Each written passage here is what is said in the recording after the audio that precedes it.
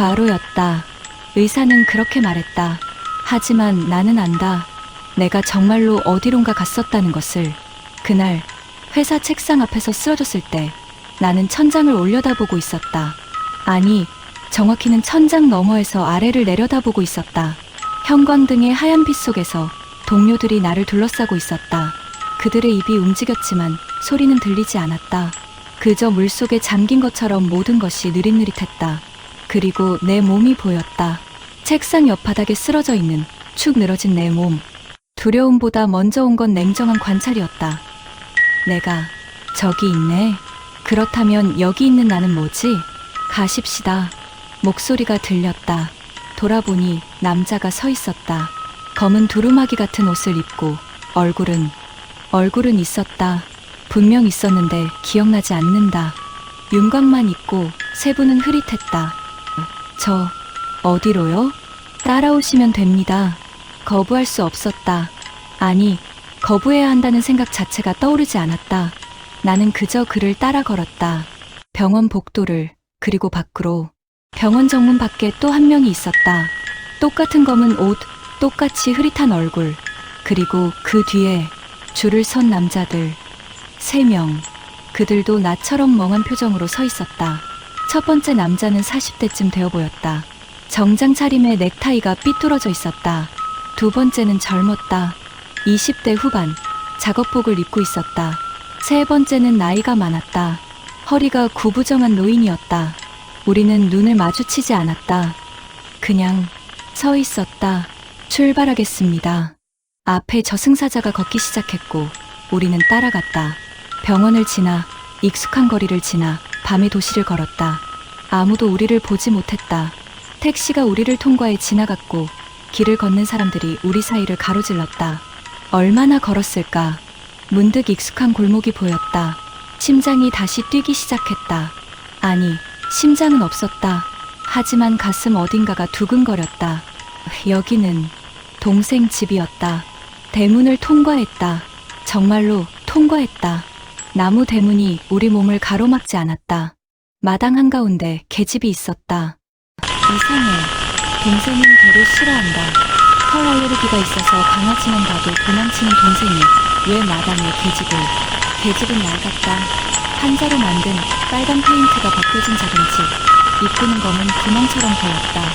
안이 보이지 않았다. 들어가십시오.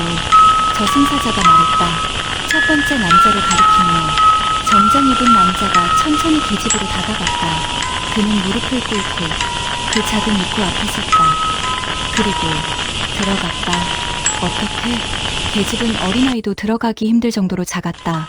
하지만 남자는 몸을 숙이더니 그대로 안으로 사라졌다. 마치 검은 물속으로 빨려 들어가듯. 소리 하나 없었다. 다음, 작업복 입은 젊은이가 다가갔다. 그는 뒤돌아보지도 않았다. 그냥 무릎 꿇고 고개 숙이고 들어갔다. 검은 구멍이 그를 삼켰다. 다음, 노인이 떨리는 손으로 계집의 손을 짚었다.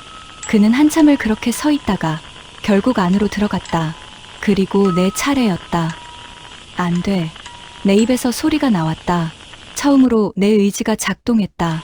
안 돼요. 나는 아직. 들어가십시오. 저승사자들이 다가왔다. 차갑고 확고한 손이 내 팔을 잡았다. 나는 발버둥 쳤다. 싫어요. 나는 안 간다고. 하지만 그들은 멈추지 않았다. 나를 끌고 밀고 계집 앞까지 데려왔다. 검은 구멍이 점점 가까워졌다. 그 안에서 뭔가 냄새가 났다. 썩은 것 같은, 아니 축축한 흙 같은, 아니면 죽음의 냄새. 눈물이 흘렀다. 코에서도 무언가 흘렀다. 관세음보살. 엄마가 외우던 불경이 입에서 터져 나왔다. 나는 믿지 않았다. 절에 따라가도 그냥 앉아만 있었다. 하지만 지금 이 순간 그 말들이 자동으로 흘러나왔다. 나무아미타불 관세음보살 나무아미타불. 내 몸이 계집 입구에 닿았다. 차가웠다. 그 안쪽이 나를 당기고 있었다. 지금 뭐 하는 거예요? 여자 목소리였다. 저승사자들이 멈췄다. 나를 잡은 손에서 힘이 빠졌다. 여자가 서 있었다. 흰 옷을 입고 얼굴은 저승사자들과 달리 선명했다. 하지만 누군지는 몰랐다. 본 적 없는 얼굴이었다. 불경을 외우는 사람을 왜 데려가려 하는 거죠? 그녀의 목소리는 부드러웠지만 단호했다. 이 사람은 아직 때가 아니에요. 되돌려 놓으세요. 하지만 처음으로 저승사자가 망설이는 것 같았다. 지금 당장. 여자가 내 어깨에 손을 얹었다. 따뜻했다. 너무나 따뜻해서 나는 그만. 언니, 언니. 동생의 목소리였다. 눈을 뜨니 병원 천장이 보였다. 새하얀 천장, 형광등, 링거 소리. 언니, 정신 차려. 엄마, 언니 깨어났어. 엄마가 달려왔다. 울고 있었다. 동생도 울고 있었다. 너 방금 심장 멈췄었어. 의사들이 막 뛰어와서 너 죽다 살아난 거야. 나는 아무 말도 못했다. 그저 천장을 보며 눈물만 흘렸다. 일주일 후 퇴원했다. 동생이 차로 데리러 왔다. 언니, 괜찮아? 얼굴이 아직도 안 좋아. 응, 괜찮아. 차를 타고 가며 동생이 이런저런 이야기를 했다. 남편 이야기, 동네 이야기. 나는 창밖을 보다가 문득 물었다. 은정아, 너 개 키우니? 동생이 핸들을 잡은 채 한숨을 쉬었다. 아, 언니, 말도 마. 오빠가 어디서 개 한 마리를 주워왔는데 그게 임신한 거야. 나 개 싫어하는 거 알잖아? 심장이 쿵 내려앉았다. 그래서 새끼 낳았어? 응. 근데 글쎄, 신호등이 빨간색으로 바뀌었다. 동생이 차를 세우고 나를 봤다. 수컷만 3마리야. 암컷이면 1마리는 키울까 했는데 수컷만 딱 3마리. 누구 줘야 할 것 같아. 나는 입술을 깨물었다. 차가 다시 출발했다. 나는 뒤를 돌아봤다. 우리가 지나온 길, 점점 멀어지는 동생네 동네를. 그리고 생각했다. 개집에 들어간 남자 3명. 한 달 전에 태어난 수컷 강아지 3마리. 창밖으로 흐르는 풍경이 흐릿해졌다. 눈물 때문인지 아니면 다른 이유 때문인지 알 수 없었다. 동생이 라디오를 켰다. 경쾌한 음악이 흘러나왔다. 축제 기간이었다. 캠퍼스는 시끄러웠다. 음악 소리, 웃음소리, 술 냄새. 하지만 미술원 건물만큼은 예외였다. 캠퍼스 끝자락, 오래된 소나무 숲 앞에 자리한 3층짜리 회색 건물. 낮에도 음침한데 밤이면 더욱 그랬다. 선배는 그날 거기 있었다. 축제 준비를 도우러 갔다가 화장실이 급해졌다. 2층 남자 화장실. 형광등이 깜빡거렸고 타일 바닥에 물기가 고여 있었다. 빨리 끝내고 나가자. 선배는 혼잣말을 하며 보리를 봤다. 칸 안은 좁고 습했다. 어딘가에서 물 떨어지는 소리가 들렸다. 똑, 똑, 똑. 일을 마치고 나와 세면대로 갔다. 차가운 물로 손을 씻었다. 비누 거품이 하얗게 일었다. 그리고 고개를 들었다. 거울이 있었다. 거울은 세면대 위 벽면에 길게 붙어 있었다. 선배의 얼굴이 비쳤다. 형광등의 하얀 빛 아래 피곤해 보이는 얼굴. 그리고 그 뒤에 화장실 칸의 문들이 보였다. 녹색 페인트가 벗겨진 4개의 문. 천장과 문 사이에는 한 뼘 정도의 틈이 있었다. 환기를 위한 공간. 바닥과 문 사이에도 똑같은 틈이 있었다. 그 틈으로 다리가 보여야 했다. 누가 아닐까. 하지만 다리는 없었다. 대신 천장과 문 사이 그 좁은 틈. 얼굴이 있었다. 선배의 손이 멈췄다. 쪽꼭지에서 물이 계속 쏟아졌지만 선배는 움직이지 못했다. 거울 속에 세 번째 칸의 문 위에 얼굴이 떠 있었다. 다른 기억이 없었다. 매달린 것도 올라가 있는 것도 아니었다. 그냥 그 좁은 틈에 얼굴이 있었다. 그것도 정면을 향해 거울 너머로 선배를 똑바로 쳐다보고 있었다. 선배는 숨을 참았다. 심장이 귀까지 뛰어올랐다. 얼굴은 남자였다. 아니, 남자였던 것 같았다. 머리카락은 길었다. 축 늘어져 얼굴을 반쯤 가렸다. 피부는 색이 없었다. 회색도 흰색도 아닌 그저 색이 없었다. 그리고 눈이 선배를 보고 있었다. 감정이 없었다. 화난 것도 슬픈 것도 무서운 것도 아니었다. 그냥 텅 비어 있었다. 인형의 눈처럼. 아니, 인형보다 더 끔찍했다. 인형은 적어도 움직이지 않으니까. 하지만 저것은 입이 움직였다. 천천히. 마치 무언가 말하려는 것처럼. 하지만 소리는 없었다. 형광등의 윙윙거리는 소리, 수도에서 물 흐르는 소리만 들렸다. 선배는 거울에서 눈을 떼지 못했다. 돌아보면 안 돼. 본능이 말했다. 거울로만 봐. 절대 뒤돌아보지 마. 왜?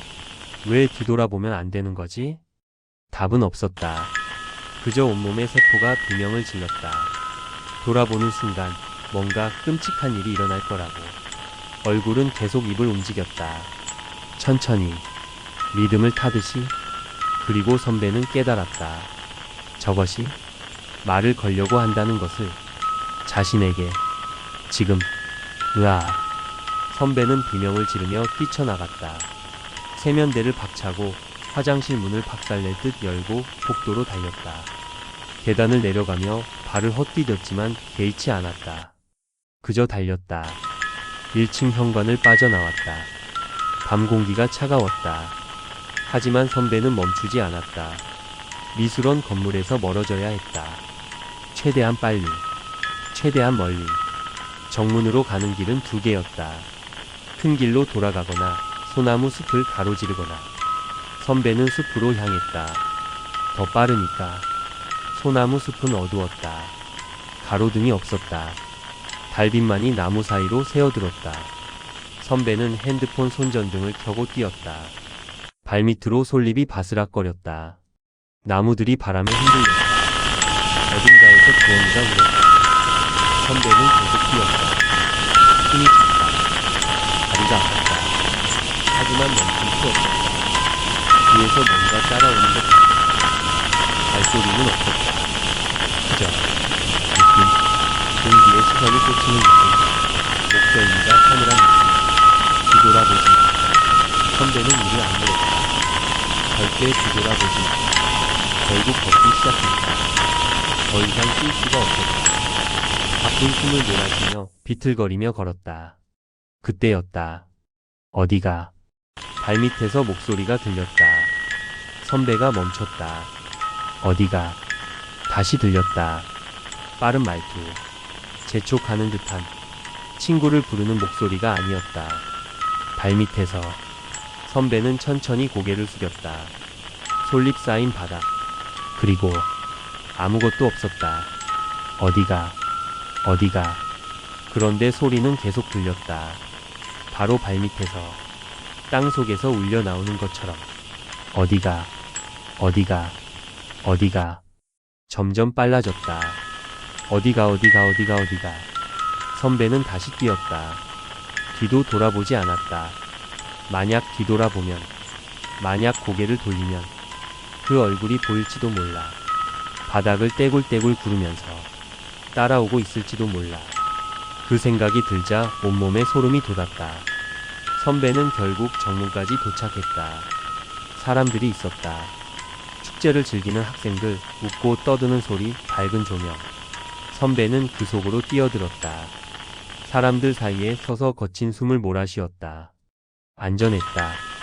이제 안전했다. 하지만 한참을 그렇게 서 있다가 선배는 문득 깨달았다. 나는 뒤를 돌아보지 않았다. 끝까지 뒤를 보지 않았다. 그게 잘한 걸까? 혹시 그 무언가가 지금도 바로 뒤에. 선배는 그날 이후로 한동안 미술원에 가지 않았다고 합니다. 그리고 지금도 가끔 밤에 혼자 걸을 때 뒤에서 뭔가 따라오는 느낌이 들면 절대 뒤돌아보지 않는다고 합니다. 왜냐하면 혹시 모르니까. 그때 뒤돌아보지 않은 게 정말 잘한 일이었는지, 아니면 그저 뒤돌아보는 시간을 미뤄둔 것뿐인지.